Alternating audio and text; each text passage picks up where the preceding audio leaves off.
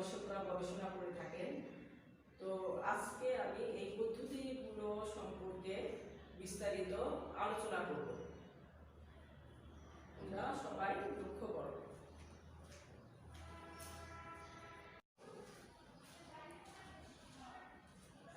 প্রিয় ছাত্রছাত্রী, পদ্ধতিগুলোর নামের মধ্যে আমি প্রথমে দার্শনিক পদ্ধতির নাম উল্লেখ করেছি। তো দার্শনিক পদ্ধতি সম্পর্কে প্রথমে আলোচনা করি।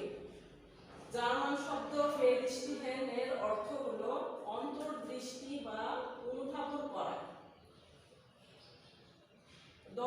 দার্শনিক অর্থাৎ দর্শন শাস্ত্রে যারা পারদর্শী তাদেরকে দার্শনিক বলা হয়। তো এই পদ্ধতিতে গবেষক অন্তর্দৃষ্টি দিয়ে কোনো কিছু অনুধাবন করার চেষ্টা করবেন।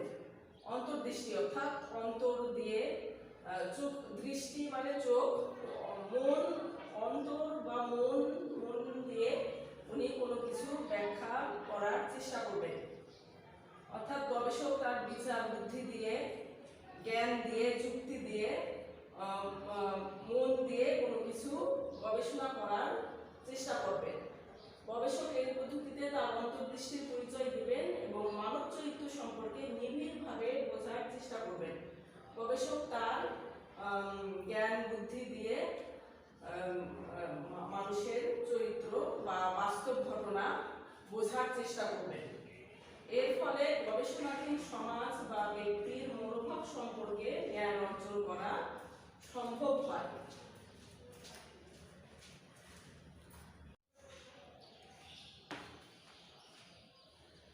এরপর শিক্ষার্থী 2 নম্বর পয়েন্ট হচ্ছে ঐতিহাসিক পদ্ধতি। যে পদ্ধতির সাহায্যে অতীত সমাজের ঘটনা, সামাজিক রীতিনীতি ও সামাজিক প্রতিষ্ঠান সমূহ সম্পর্কে ধারাবাহিক বিশ্লেষণ করা হয়ে থাকে তাকে ঐতিহাসিক পদ্ধতি বলে। অর্থাৎ এই পদ্ধতিতে অতীত সমাজের ঘটনা, অর্থাৎ অতীত সমাজে কি ঘটেছিল, সেই অতীত সমাজের রীতিনীতি এবং সামাজিক প্রতিষ্ঠানগুলো সম্পর্কে কেমন ছিল, এই পদ্ধতিতে জানা সম্ভব। সমাজ গবেষণায় এই পদ্ধতি গুরুত্বপূর্ণ ভূমিকা পালন করে, কারণ বর্তমান সমাজের বীজ লুকিয়ে আছে অতীত ইতিহাসের পাতায়। অর্থাৎ ছাত্রছাত্রী, তোমরা যদি বর্তমান সমাজ সম্পর্কে জানতে চাও বা বিশ্লেষণ করতে চাও, তাহলে তোমাদের অবশ্যই অতীত সমাজ সম্পর্কে জানতে হবে। এ কারণেই এখানে এই কথাটা বলা হয়েছে, বর্তমান সমাজের বীজ লুকিয়ে আছে অতীত ইতিহাসের পাতায়। বর্তমান, আজ যা বর্তমান, তা কিছুদিন পর বা কালকেই অতীত হয়ে যাচ্ছে। তো শিক্ষার্থী, এই কথাটা তোমার অনেক সময় সৃজনশীল 2 নম্বর কোশ্চেনে ব্যাখ্যা হিসেবে আসে।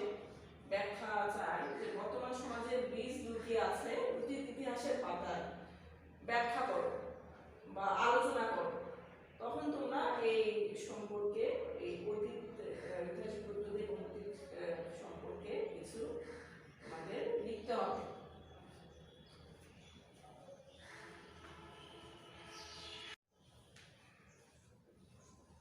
এরপর ছাত্রছাত্রী 3 নম্বর পয়েন্ট হচ্ছে পদ্ধতিগুলোর, বৈজ্ঞানিক পদ্ধতির 3 নম্বর পয়েন্ট আমি লিখেছি কেস স্টাডি বা ঘটনা অনুধান পদ্ধতি। কেস স্টাডি হচ্ছে ইংরেজি শব্দ, আর বাংলা হচ্ছে ঘটনা অনুধান পদ্ধতি।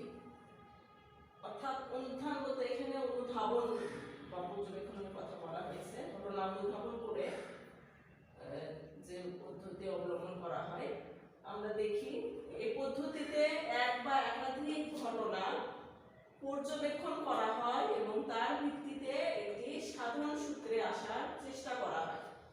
অর্থাৎ ঘটনা অনুধান পদ্ধতিতে গবেষক এক বা একাধিক ঘটনা, অর্থাৎ একটি অথবা একের অধিক কোনো ঘটনা পর্যবেক্ষণ করবেন, অনুধাবন করবেন এবং পর্যবেক্ষণ করার পর একটি সাধারণ সূত্রে, অর্থাৎ একটা সাধারণ সূত্র বলতে এখানে একটা সাধারণ সিদ্ধান্তে বলতে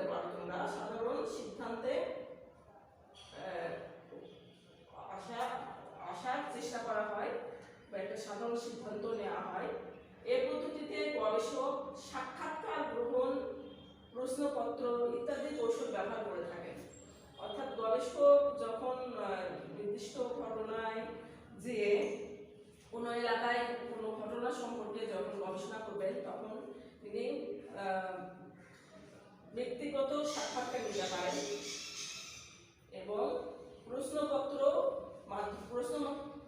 তৈরি করে নিয়ে যেও গবেষণা কাজ সম্পাদন করতে পারেন।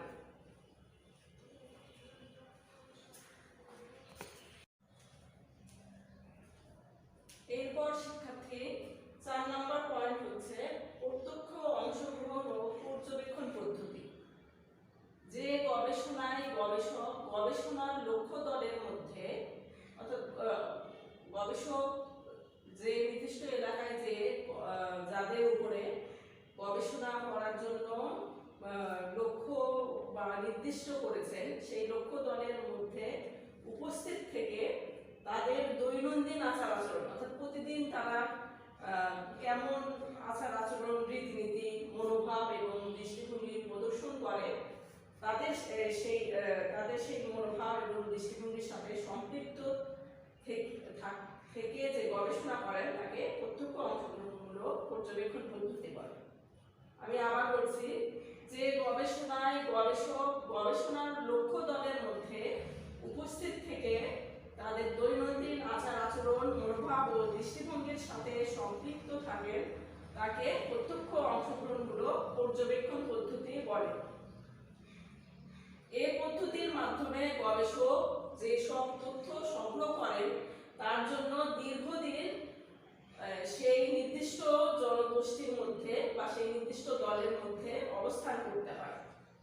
নির্দিষ্ট এলাকায় যে নির্দিষ্ট দল বা নির্দিষ্ট জনগোষ্ঠীর মধ্যে গবেষককে অবস্থান করতে হয় এবং তাদের আচার আচরণ ধর্ম বিশ্বাস রীতিনীতি ধর্মীয় অনুশাসন সামাজিক অনুশাসন ইত্যাদি সম্পর্কে বাস্তব জ্ঞান অর্জন করেন।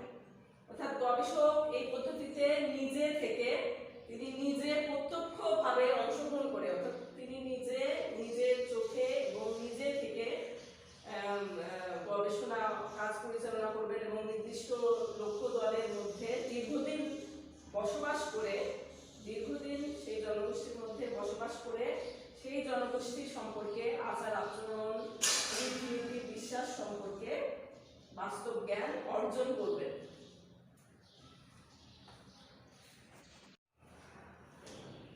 প্রিয় ছাত্রছাত্রী, এরপর বৈজ্ঞানিক পদ্ধতির 4 নম্বর পয়েন্ট হচ্ছে জরিপ পদ্ধতি। জরিপ পদ্ধতি কাকে বলে আমরা দেখি। জরিপ পদ্ধতি হচ্ছে নির্দিষ্ট কোনো এলাকার জনগণ বা তাদের প্রতিনিধিত্বশীল অংশের বৈশিষ্ট্য আর্থসামাজিক অবস্থা সহ যে কোনো বিষয়ে তথ্য সংগ্রহের প্রক্রিয়া বা কৌশল। তথ্য সংগ্রহের একটা প্রক্রিয়া বা কৌশল বলতে আমরা জরিপ পদ্ধতিকে বোঝাতে পারি। তথ্য সংগ্রহের অনেকগুলো কৌশলের মধ্যে জরিপ পদ্ধতি আরেকটা কৌশল। এই জরিপ পদ্ধতিতে কি করা হয়, নির্দিষ্ট কোনো এলাকার জনগণ অর্থাৎ এক নির্দিষ্ট এলাকার পুরো জনগণ হতে পারে, পুরো এলাকার জনগণ হতে পারে বা তাদের প্রতিনিধিত্বশীল অংশ হয় অর্থাৎ একটা নির্দিষ্ট এলাকার কিছু জনগোষ্ঠীও হতে পারে, সামান্য কিছু জনগোষ্ঠীও হতে পারে। তো তাদের উপর যে গবেষণা পরিচালনা করা হয় তাদের আর্থসামাজিক অবস্থা অর্থনৈতিক সামাজিক অবস্থা সহ সব ধরনের তথ্য সংগ্রহ করাকে আমরা জরিপ পদ্ধতি বলবো। এই পদ্ধতির মাধ্যমে কোনো বিশেষ স্থানের জনসাধারণের জীবনযাপন প্রণালী সম্পর্কে তথ্য জানা সহজ হয়। অর্থাৎ কোনো নির্দিষ্ট স্থানের পুরো জনগণের জীবনযাপন প্রণালী সম্পর্কে সম্পূর্ণ তথ্য জানা সম্ভব। তো সামাজিক জরিপকে 2 ভাগে বিভক্ত করা হয়। একটা হচ্ছে নমুনা জরিপ আর পূর্ণ গণনামূলক জরিপ। সামাজিক জরিপ বা জরিপ যখন পরিচালনা করা হয় গবেষক দুই ভাবে জরিপ কাজ সম্পাদন করতে পারে। প্রথমত নমুনা জরিপ, উনি নমুনা জরিপের মাধ্যমে গবেষণা করতে পারেন। আবার আরেকটা হচ্ছে পূর্ণ গণনামূলক জরিপ। এই জরিপ পদ্ধতিও উনি ব্যবহার করতে পারেন।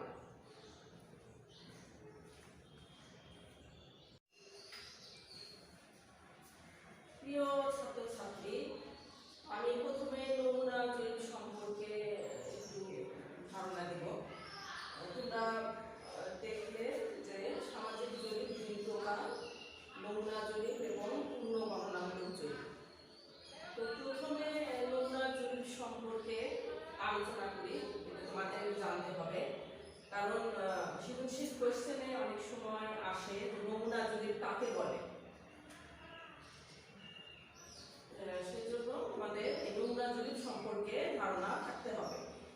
নমুনা জরিপ হচ্ছে সমগ্র তথা আদিম জনগোষ্ঠী থেকে প্রতিনিধিত্বশীল একটি অংশকে নমুনা হিসেবে নির্বাচন করে নির্দিষ্ট প্রশ্নমালার আলোকে তথ্য সংগ্রহ করা। অর্থাৎ এই ক্ষেত্রে গবেষক কোনো এলাকার সমগ্র পুরো এলাকা থেকেও জরিপ করতে পারেন, অথবা নমুনা হিসেবে ওই এলাকার অল্প কিছু সংখ্যক জনগোষ্ঠী, আদিম বলতে এখানে অর্ধেক জনগোষ্ঠী, অর্থাৎ পুরো জনগোষ্ঠী না নিয়ে উনি আদিও অর্থাৎ অর্ধেক জনগোষ্ঠীর উপরও উনি গবেষণা করতে পারেন। সেটা যে নির্দিষ্ট প্রশ্নমালার আলোকে কোন এলাকার অর্ধেক বা আদিম জনগোষ্ঠীর উপর তিনি নির্দিষ্ট প্রশ্নমালার সাহায্যে তথ্য সংগ্রহ করলেন, এটাকে আমরা নমুনা জরিপ বলতে পারি। এরপর 2 নম্বর হচ্ছে পূর্ণ গণনামূলক জরিপ। পূর্ণ গণনামূলক জরিপে একটা এলাকার পুরো বা সম্পূর্ণ জনগোষ্ঠীর উপরে তথ্য সংগ্রহ করতে হয়। একটা এলাকার সব জনগোষ্ঠীকেই যখন গবেষক তার গবেষণার আয়ত্তাধীনে নিয়ে আসবে, সেটাকে আমরা পূর্ণ গণনামূলক জরিপ বলবো। এখানেও নির্দিষ্ট প্রশ্নমালা ব্যবহৃত হয়, অর্থাৎ গবেষক একটা নির্দিষ্ট প্রশ্নমালা লিখে কি কি প্রশ্ন জনগোষ্ঠীকে করা হবে সেই প্রশ্ন উনি একটা কাগজে লিখে জনগোষ্ঠীর কাছে নিয়ে যে তথ্য সংগ্রহ করবেন। এই জরিপ অত্যন্ত ব্যয়বহুল। উদাহরণ হিসাবে আমরা আদমশুমারি জরিপের কথা বলতে পারি। এটা আদমশুমারি জরিপ সম্পর্কে হয়তো তোমাদের আইডিয়া আছে। প্রতি বছর প্রায় 5 বছর পর পর অথবা 10 বছর পর পর আদমশুমারি জরিপ করা হয়। এটা সরকারিভাবে একটা দেশের পুরো জনগোষ্ঠীর বা সম্পূর্ণ জনগোষ্ঠীর উপরে এই পূর্ণ গণনামূলক জরিপ চালিয়ে তথ্য সংগ্রহ করা হয়। এটাকে আমরা আদমশুমারি জরিপ বলতে পারি, কারণ এই জরিপটা অত্যন্ত ব্যয়বহুল। এই জরিপ একজনের পক্ষে করা, একজন গবেষকের পক্ষে করা সম্ভব নয়।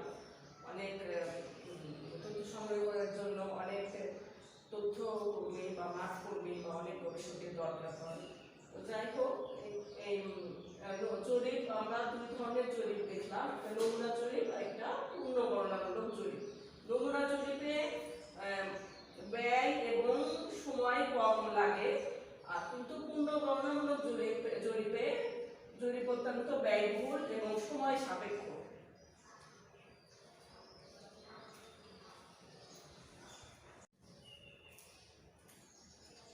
এরপর শিক্ষার্থী 6 নম্বর পয়েন্ট হচ্ছে বৈজ্ঞানিক পদ্ধতির 6 নম্বর পয়েন্টে আমি তুলনামূলক পদ্ধতি লিখেছি। তুলনামূলক পদ্ধতি সম্পর্কে আলোচনা করব। কোন সামাজিক ঘটনা অতীতে কেমন ছিল তা এবং বর্তমান সময়ের অবস্থা কি সেসব জেনে এর অতীত এবং বর্তমানের মধ্যে একটি তুলনামূলক আলোচনাকে তুলনামূলক পদ্ধতি বলা হয়। অর্থাৎ একটা সমাজের অতীত অবস্থা কেমন ছিল এবং বর্তমান সময়ের অবস্থা কি এই সম্পর্কে বিশ্লেষণ করে অতীত ও বর্তমানের মধ্যে একটা তুলনামূলক আলোচনা পাওয়া যায় এই তুলনামূলক পদ্ধতি অনুসরণ করলে। অর্থাৎ দুইটা সমাজের মধ্যে তুলনামূলক বিশ্লেষণ বা গবেষণা করতে চাইলে তুলনামূলক পদ্ধতিতে গবেষণা করা সম্ভব। এই পদ্ধতিতে একই যুগের বিভিন্ন সমাজের মধ্যে তুলনামূলক গবেষণা করা সম্ভব। অর্থাৎ এই পদ্ধতিতে একই যুগের বিভিন্ন সমাজ, অর্থাৎ একটা দেশে বা একটা অঞ্চলে যদি বিভিন্ন সমাজ ব্যবস্থা থাকে, তো সেই বিভিন্ন সমাজের মধ্যে একটা তুলনামূলক গবেষণা করা সম্ভব। অর্থাৎ বিভিন্ন সমাজের অবস্থা কি, একটা সমাজ থেকে আরেকটা সমাজের মধ্যে তফাৎ কি, এই সম্পর্কে তুলনামূলক গবেষণা করা সম্ভব।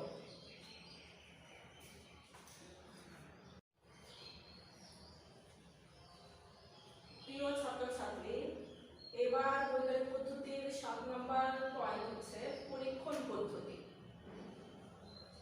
পরীক্ষণ পদ্ধতি, এই পদ্ধতিতে সুনিয়ন্ত্রিত পরিবেশে 2 বা ততোধিক ঘটনার মাঝে পারস্পরিক সম্পর্ক নির্ণয় করা হয়। এই পদ্ধতি প্রধানত সুনিয়ন্ত্রিত ব্যবস্থাধীনে সম্পন্ন হয়। অর্থাৎ গবেষক এই পর্যায়ে এই পদ্ধতিতে সুনিয়ন্ত্রিত পরিবেশে, অর্থাৎ পরিবেশ গবেষক তার নিজের মতো করে নিয়ন্ত্রণ করতে পারে। তিনি সামাজিক ঘটনাটা তার ল্যাবরেটরিতে পর্যবেক্ষণ করতে পারেন, বা গবেষক তার বাড়িতে কোনো একটা সামাজিক ঘটনা গবেষণা করতে পারেন। এবং এই 2 বা ততোধিক ঘটনার মাঝে, এই সুনিয়ন্ত্রিত পরিবেশে 2 বা ততোধিক ঘটনার মাঝে কেমন পারস্পরিক সম্পর্ক, কেমন 2 বা ততোধিক 2 বা 3-এর অধিক ঘটনার মধ্যে কোনো পারস্পরিক সম্পর্ক রয়েছে কিনা, একটি ঘটনার সাথে আরেকটি ঘটনা প্রভাবিত করছে কিনা, জড়িত কিনা, এই পদ্ধতিতে গবেষক পর্যবেক্ষণ করতে পারেন। এই পদ্ধতির মূল বিষয় হচ্ছে এই পদ্ধতি প্রধানত সুনিয়ন্ত্রিত ব্যবস্থাধীনে সম্পন্ন হয়। অর্থাৎ গবেষক কি পরিবেশে গবেষণা করবেন, এটা গবেষক তার নিজের ইচ্ছা মতো গবেষণা করতে পারেন। তার নিয়ন্ত্রিত পরিবেশে গবেষক এখানে গবেষণা করতে পারেন।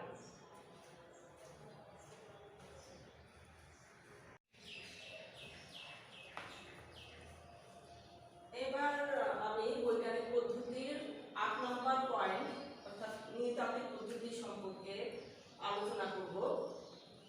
যে পদ্ধতির মাধ্যমে গবেষক দীর্ঘদিন গবেষণা স্থলে অবস্থান করে গবেষণাধীন সমাজ বা জনগোষ্ঠী সম্পর্কে সঠিক তথ্য সংগ্রহ করেন, তাকে নৃতাত্ত্বিক পদ্ধতি বলে। এই পদ্ধতিতে গবেষককে দীর্ঘদিন ওই এলাকায় দীর্ঘদিন অবস্থান করতে হয়। আচ্ছা, এখানে নৃতত্ত্ব বলতে কি বোঝায় এর আগে আমি ক্লাসে বলেছিলাম। নৃতত্ত্ব কথার অর্থ হচ্ছে, কথার অর্থ হচ্ছে মানুষ, আর তত্ত্ব হচ্ছে তথ্য। তো যে নৃতত্ত্ব হচ্ছে যে বিজ্ঞান মানুষ সম্পর্কিত আলোচনা করে বা তথ্য প্রদান করে, তাকে নৃতত্ত্ব বলা হয়।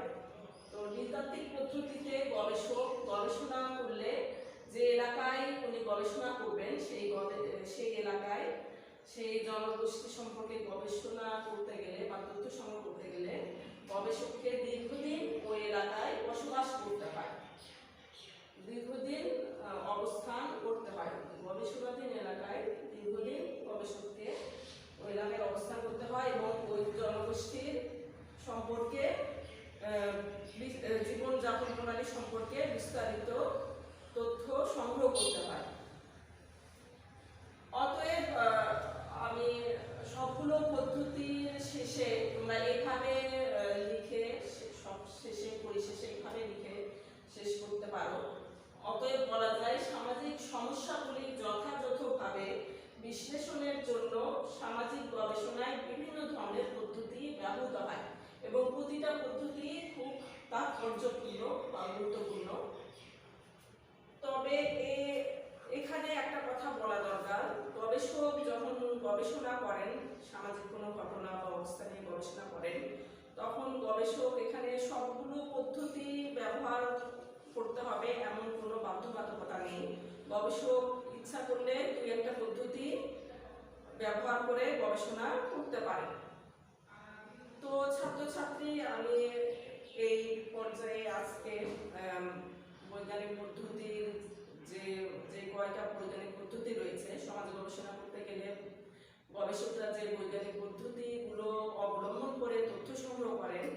সেগুলো সম্পর্কে আমি আজ সেই পদ্ধতিগুলো সম্পর্কে আজকে আমি মোটামুটি বিস্তারিতভাবে আলোচনা করার চেষ্টা করেছি, বোঝানোর চেষ্টা করেছি। তোমরা বাসায় ভালোভাবে শেখার চেষ্টা করবে। তবে তোমাদের সৃজনশীল কোশ্চেনে সাধারণত দেখা যায় যে উদ্দীপক পড়ে বুঝে নিয়ে তোমাকে লিখতে হবে। যেমন ধরো এখানে আমি যে 8টা পদ্ধতির সম্পর্কে আলোচনা করেছি, এখানে 8টা পদ্ধতি একসঙ্গে নাও আসতে পারে। তোমাদের সৃজনশীল কোশ্চেনে উদ্দীপক পড়ে বুঝে নিতে হবে কোন পদ্ধতি সম্পর্কে কোশ্চেনে চেয়েছে, সেই পদ্ধতির নাম উল্লেখ করে তোমাকে ব্যাখ্যা করতে হবে। এজন্য প্রতিটা পদ্ধতির বিশ্লেষণ তোমার বা ব্যাখ্যা ভালোভাবে তোমাদের শিখতে হবে এবং বুঝে পড়তে হবে। তো প্রিয় ছাত্রছাত্রী, আজকে আমি এখানে শেষ করার চেষ্টা করছি, এখানেই শেষ করছি। তোমরা ভালোভাবে পড়াশোনা করবে এবং ভালোভাবে চলাফেরা করো, ভালোভাবে সুস্থ থাকো, এই শুভকামনায় আজকে আমি শেষ করছি এখানে। আল্লাহ হাফেজ।